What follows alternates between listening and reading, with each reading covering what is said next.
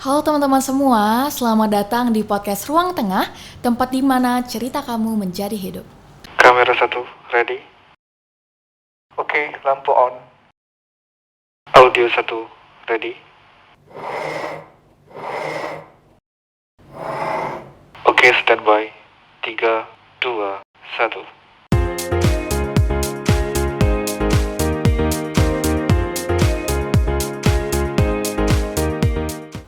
Halo pemirsa, penonton setia dari BKKBN Provinsi Jambi. Kembali lagi dengan aku, Graciela Kane Kristi, di episode kita yang keempat kali ini.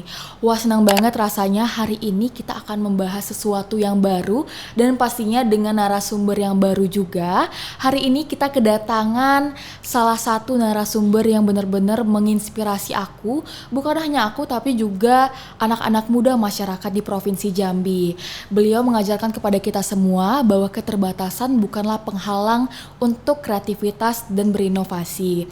Seperti prestasi yang baru saja beliau raih, yaitu adalah juara 3 dari Duta Genre Inklusi Indonesia tahun 2024. Hari ini kita akan bincang-bincang bareng, ngomongin banyak hal tentang kehidupan, tentang tantangan, dan bagaimana dia membawa misi inklusi itu ke tengah-tengah masyarakat. Kalau gitu nggak usah lama-lama lagi, ayo kita mulai aja percakapan kita yang akan penuh dengan makna ini. Kita sambut ada Kak Putri Fatimah. Dan di sini juga telah hadir Kak Oji yang akan menemani kita sebagai juru bahasa. Nah tadi teman-teman kalau dilihat-lihat kayaknya ada perbedaan dalam cara penyambutan antara aku dan Kak Oji. Kira-kira kenapa ya Kak? Waktu aku tepuk tangan, Kakak caranya adalah dengan begini. Boleh diceritakan Kak ke teman-teman? Kalau tepuk tangan itu khusus untuk teman-teman dengar sebenarnya. Tapi apa sebabnya? Karena teman-teman dengar itu bisa mendengar tepuk tangan itu seperti apa. Tapi kan teman-teman tuli nggak bisa. Jadi karena teman-teman tuli itu pakai visual, jadi dengan seperti ini lebih riuh gitu. Oke, luar biasa banget. Berarti kita dapat pembelajaran yang pertama teman-teman, yaitu kita belajar bahasa isyarat bagaimana cara bertepuk tangan. Berarti gini ya Kak? Oke, halo Kak Putri, apa kabar? Cantik sekali hari ini. Nah gimana nih Kak? Kamu juga cantik katanya. Terima kasih, terima kasih. Sama-sama. Nah gimana nih Kak kesibukan hari ini akhir-akhir ini? Kemarin-kemarin ada undang aku, ada pembekalan dari Duta Genre. Aku senang sekali benar-benar wah. Terus kemarin juga ada kesibukan di Kekatin, fokus untuk wawancara, dan ada kegiatan banyak lagi di Puskisindo juga. Ada fokus untuk pembuatan laporan dan lain hal. Banyak sekali. Wah ternyata sudah padat banget ya Kak kegiatan setelah Kakak menjabat sebagai Duta Genre Inklusi tahun 2024. Nah mungkin kita bakalan ngomongin tentang genre nanti dulu nih Kak. Sekarang aku mau nanyain tentang hobi-hobi Kakak dulu nih. Kira-kira gimana nih Kak? Akhir-akhir ini kegiatan apa yang Kakak lakuin untuk ngisi waktu luang Kakak? Sebetulnya kalau untuk hobi saya melukis, tapi akhir-akhir ini sekarang ya sedang memilih untuk hobi makeup. Oh makeup. Benar-benar tertarik belajar makeup karena apa? Makeup itu seperti ada perasaan percaya diri, ada menambah tambah cantik melihat orang-orang, termasuk teman-teman semuanya. Wah tambah cantik ya, aku mau belajar makeup supaya bisa tambah percaya diri. Oh menarik, berarti akhir-akhir ini Kakak lagi suka banget mendalami makeup. Kira-kira itu dari kapan Kak? Apakah sejak kuliah ini? Sebenarnya udah lama sih, mungkin ya dari SD atau kalau nggak salah dari 2015 mungkin atau 2000 itu mulai belajar. Mungkin dari sejak menari kita belajar makeup sendiri seperti apa. Wah akhirnya mau coba makeup tambah dengan menari juga. Oh, berarti sudah lama ya Kak, Kakak sudah tertarik dengan makeup dan kelihatan banget waktu kita ketemu di sini makeup Kakak cantik banget hari ini. Dan Grace juga tadi katanya Kakak juga ikut nari ya. Boleh diceritakan Kak, apakah Kakak sampai sekarang juga masih menekuni hobi menari atau gimana Kak? Itu sudah tidak lagi, sudah kurang aktif ya. Soalnya udah lulus sekolah juga. Oh oke. Terus kalau misalnya selain melukis dan makeup nih Kak, ada hobi lain lagi nggak Kak yang sedang Kakak seneng lakuin sekarang? Paling suka yang pertama make up, yang kedua ada membaca buku, terus banyak sih yang lain sebenarnya. Berarti banyak ya. Oh banyak. Nah, kalau tadi kita ngomongin hobi, sekarang mungkin kita akan ngomongin tentang genre nih Kak. Nah, Kakak kan sekarang sudah menjabat sebagai Duta Genre Inklusi Indonesia tahun 2024. Gimana nih Kak perasaannya?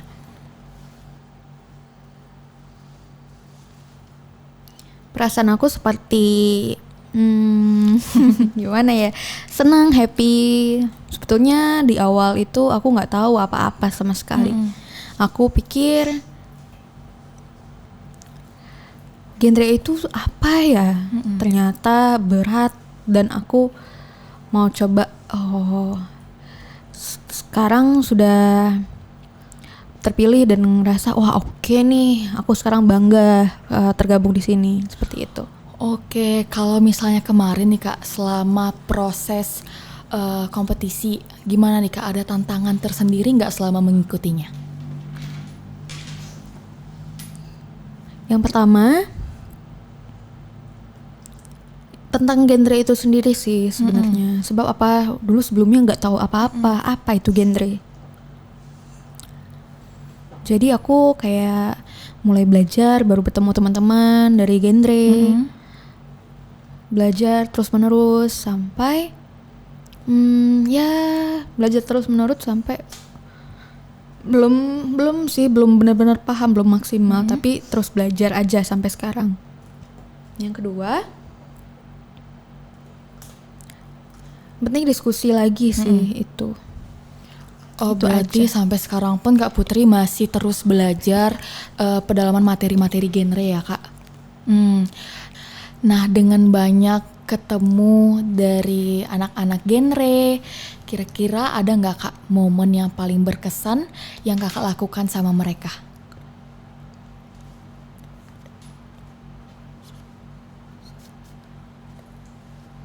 Ada kemarin waktu hari Minggu, waktu kegiatan genre join to festival. Ada masyarakat yang mau belajar banyak tentang bahasa isyarat. Datang-datang ke aku dan itu banyak banget, rame. Setelah itu selesai, waktu itu ada teman-teman dari genre banyak juga yang mau jadinya ikut mau belajar, dan aku ya tambah seneng mau ngajarin teman-teman bahasa isyarat seperti itu. Setelah lancar komunikasi, wah teman-teman jadi lancar dan aku jadi seneng banget. Aku jadi ikut bangga gitu. Seperti wah betul-betul bangga. Teman-teman bisa lancar lah. Teman-teman juga bisa belajar inklusif gitu.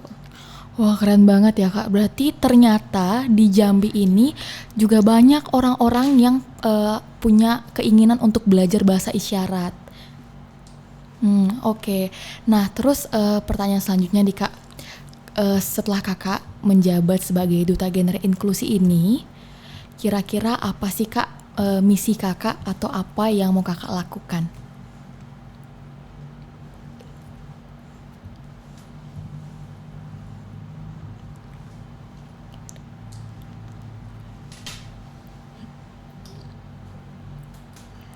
Yang paling penting aku mau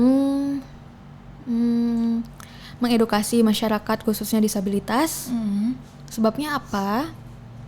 Masyarakat itu khususnya disabilitas kayak belum terlalu paham tentang genre. Dan aku mau mengedukasi karena itu sangat penting. Tentang apa? Contohnya seperti tentang kesehatan reproduksi dan banyak hal lainnya yang penting. Jadi aku berharap aku bisa benar-benar berkegiatan seperti mengedukasi supaya bisa masyarakat tahu dan sadar tentang kesehatan reproduksi itu sangat penting. Yang kedua, penting bisa ikut juga duta genre. Kalau mau ikut duta genre, aku mau promosikan dan ayo ikut ke sini gitu. Wah, luar biasa banget. Berarti memang salah satu tujuan kakak juga untuk menyebarluaskan informasi tentang genre ya kak? Ya, benar sekali. Bicarain soal masyarakat lagi nih kak. Kira-kira selama kakak banyak ketemu dengan masyarakat luas, ada nggak nih kak pernah ketemu stigma-stigma negatif yang masih mereka pikirin tentang teman tuli?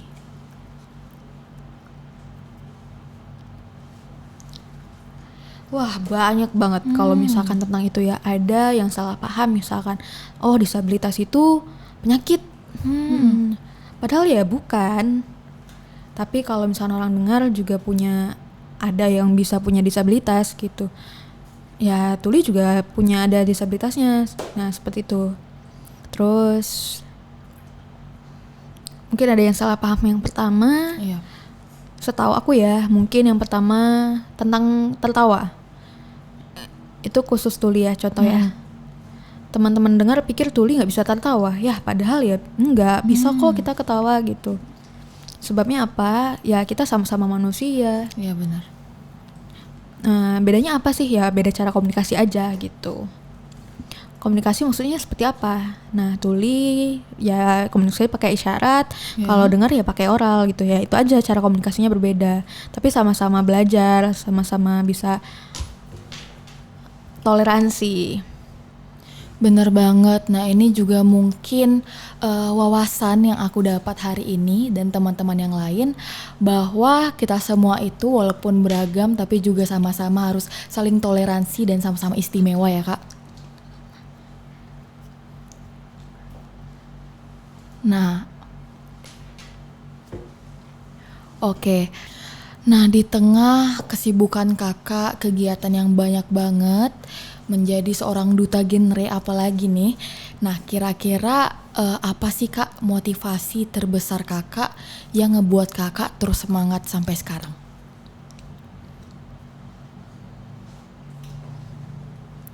Dulu sampai sekarang masih ingat moto aku itu ada, nothing about us without us. Jadi aku betul-betul dari moto itu aku meresapi seperti yang pertama, teman-teman tuli itu nggak ngerti kegiatan apa-apa. Jadi aku betul-betul mau belajar, mau berusaha bertahan untuk dalam perjuangan untuk berfokus di dunia tuli supaya tidak lagi ada informasi yang tertinggal dan bisa ikut-ikut terlibat di dalam masyarakat, di kegiatan-kegiatan aktivitas lainnya. Terus aku berharap juga teman dengar dan teman tuli itu sama-sama bisa toleransi. Iya benar. Itu sih. Luar biasa banget. Berarti tadi juga Kak Putri menyampaikan harapannya, yaitu bahwa teman tuli dan teman dengar itu bisa saling bertoleransi. Nah, berbicara soal itu Kak, ada nggak budaya yang harusnya teman dengar tahu, yang kakak harapkan mereka tahu tentang budaya dari teman tuli? Budaya tuli yang harus diketahui itu apa? Itu perbedaan tuli dan tunarungu sebenarnya. Itu juga penting diketahui. Sebabnya apa? Tuli dan tunarungu itu artinya sebenarnya lumayan berbeda. Artinya apa? Kalau tunarungu itu artinya kerusakan pendengaran. Itu contohnya fokus untuk diagnosa dokter gitu. Iya, benar. Tapi kalau tuli itu sebenarnya itu budaya alaminya dari budaya tuli gitu. Artinya apa? Itulah identitas. Kami punya identitas seperti bisa isyarat, bisa komunikasi, dan banyak lagi. Kami tuh unik gitu. kami juga bisa berkendaraan kegiatan motor. Kalau tunarungu itu seperti ada beberapa hambatan kesannya, Iya, benar. seperti itu. Terus ada juga yang namanya HOH, ada hard of hearing. Itu artinya apa? Ya, hard of hearing. Itu seperti apa hard of hearing itu? Itu seperti separuh, Ya. setengah. Ada setengah bisa mendengar, setengah mendengar, setengah tidak gitu ya. Ada yang bisa berbicara verbal, bicara oral. Sama seperti tuli juga sebenarnya. Tapi ya mungkin arti maknanya beda lagi. Seperti HOH itu lebih bisa oral, tapi kalau tuli mungkin ya sedikit gitu. Kalau tuli itu bisa maksimal isyarat, tapi kalau tuli berbicara nggak bisa. Tuli fokus cuman oral sedikit, isyaratnya banyak, enggak juga. Ada tuli bisa oral, bisa keluar suaranya jelas tuh ada juga. Dan ada juga yang suaranya tidak terdengar jelas. Jadi bervariasi gitu, ada yang bisa oral jelas, ada yang tidak jelas, tapi sama-sama tuli gitu. Terus atau bisa ngomong, tuli tidak bisa, terus ada juga yang isyaratnya tidak bisa. Nah, itu ada juga tuli yang seperti itu. Jadi benar-benar bervariasi seperti itu. Jadi banyak jenisnya ya. Tuli itu tadi ada yang pendengarannya tuli, mendengar bisa, oral bisa, isyarat bisa. Itu. Tapi tidak semua paham kata-kata. Mungkin ada pendengarannya sedikit, hambatan sedikit, terus ngomong bisa tapi tidak semua kata-kata paham gitu. Ada juga yang seperti itu. Ya, pokoknya banyak jenis-jenisnya ya. Wah, berarti ini juga menambah wawasan Grace dan mungkin teman-teman di rumah juga Kak, karena beneran Grace juga baru tahu kalau ternyata tuh memang banyak berbagai macam gitu. Dan juga ternyata ada perbedaan antara tunarungu dan teman tuli itu sendiri. Oke, berarti teman-teman lebih baiknya memanggilnya dengan sebutan teman tuli gitu ya Kak ya? Oke, betul. Oke, itu juga informasi untuk teman-teman di rumah, penonton dari podcast ini, kalau ternyata teman-teman kita ini lebih senang atau lebih nyaman dipanggil dengan sebutan teman tuli. Wah, luar biasa sekali. Nah, tadi sebelumnya kita juga ada ngomongin tentang motivasi itu lagi Kak, kita kembali ke sana. Kalau tadi Kakak sebutin tentang moto Kakak yang memotivasi semangat hidup Kakak. Kalau sekarang Grace tanya, siapa sih orang yang memotivasi Kakak terus maju sampai sekarang?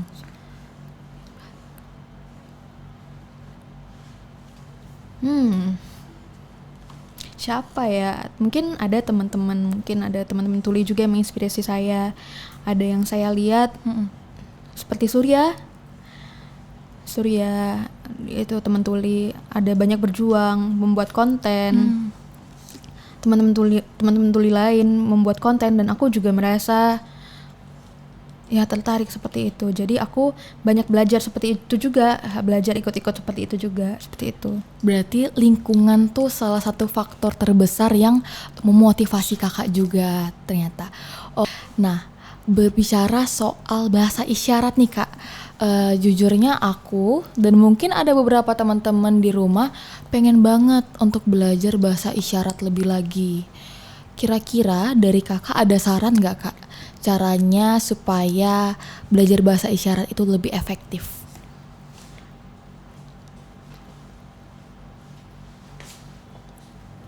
Tapi mungkin pertama aku mau menyampaikan pesan dulu ya untuk masyarakat. Jangan diskriminasi dalam bentuk apapun. Jadi ya jadi sulit toleransi sih kalau diskriminasi. Jadi ayo kita sama-sama bersama-sama melawan segala bentuk diskriminasi. Ya. Dan untuk menciptakan masyarakat yang lebih setara dan adil. Terus kalau teman-teman mau belajar isyarat, bisa langsung bertemu sama teman-teman tuli di daerah masing-masing. Jangan pernah takut karena teman-teman tuli, pikir teman-teman tuli itu nggak bisa apa-apa. Jangan pikir seperti itu ya. Langsung aja ketemu sama teman tuli. Oke? Nah, Itu dan sarannya. juga kalau di Jambi sendiri tuh ada Pusibisindo ya Kak ya, yang ngebuka kelas pelatihan dan Iya. diketuai oleh Kak Ada. Putri. Luar biasa. Betul. Putri ketuanya ya. Ya benar.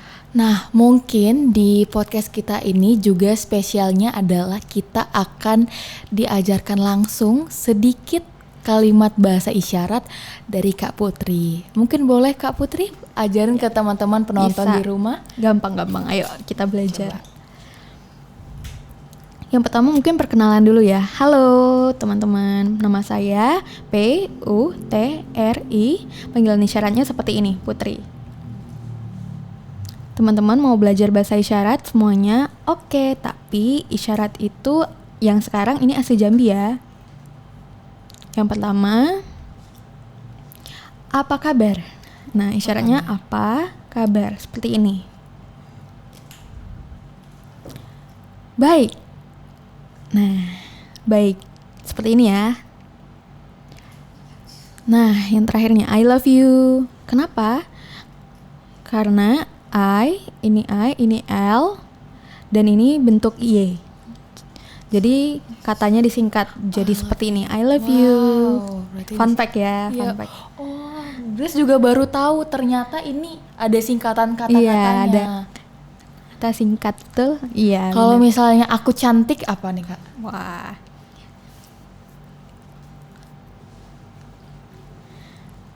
Aku cantik. Aku cantik. cantik. Oke. Nah. Kamu cantik. Waduh. Oke. Kamu cantik, terima kasih. Wah, ternyata menarik banget ya untuk lebih mendalami tentang bahasa isyarat. Apalagi juga Grace ketemu langsung dengan Kak Putri, dan personally secara pribadi semakin pengen untuk belajar isyarat lebih lagi.